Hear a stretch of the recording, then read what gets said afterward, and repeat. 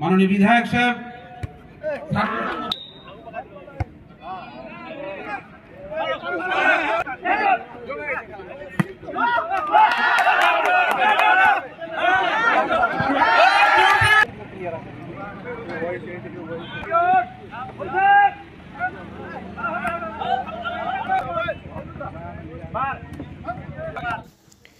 প্রতি বছরের মতো এবছরও স্বামী বিবেকানন্দের জন্মদিন উপলক্ষে করণদিঘি বিধানসভায় শুরু হলো দিনরাত্রি এমএলএ ভলি টুর্নামেন্ট কাপ। এবছর 11ই জানুয়ারি উত্তর দিনাজপুর জেলার করণদিঘি হাই স্কুলের মাঠে শুরু হলো।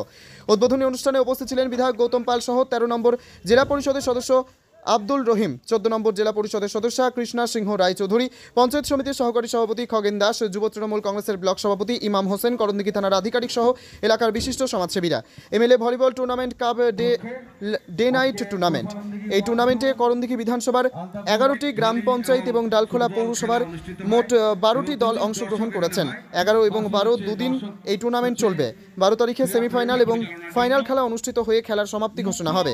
উদ্বোধনের পর করণদিঘি বিধানসভার বিধায়ক তথা উত্তরবঙ্গ রাষ্ট্রীয় পরিবহন সংস্থার ভাইস চেয়ারম্যান গৌতম পাল কি বললেন শুনবো। করণদিঘি বিধানসভায় এমএলএ ভলি খেলা এমএলএ কাপ হয়। এবারও 2025 সালে এই ভলি খেলার বিরাট আয়োজন করা হয়েছে। প্রত্যেক বছর 22 এবং 23-এ হয়, কিন্তু যেহেতু এই মাঠেই 22 থেকে 28 সবলা মেলা আছে, তার জন্য 11 এবং 12 স্বামী বিবেকানন্দের জন্মদিন উপলক্ষে এই খেলা এবার অনুষ্ঠিত হচ্ছে। এখানে করণদিঘি বিধানসভার 11টি গ্রাম পঞ্চায়েত এবং ডালখোলা মিউনিসিপ্যালিটি মোট 12টি দল এখানে খেলছে। আজকে 11ই জানুয়ারি আজকে 12টি টিমের খেলা হবে। আগামীকাল সেমিফাইনাল এবং ফাইনাল খেলা অনুষ্ঠিত হবে। প্রচুর দর্শক এখানে হয়। আমি এই খেলা ভলি খেলা উপভোগ করার জন্য করণদিঘিবাসীকে নতুন বছরের শুভেচ্ছার সাথে আমন্ত্রণ জানাচ্ছি।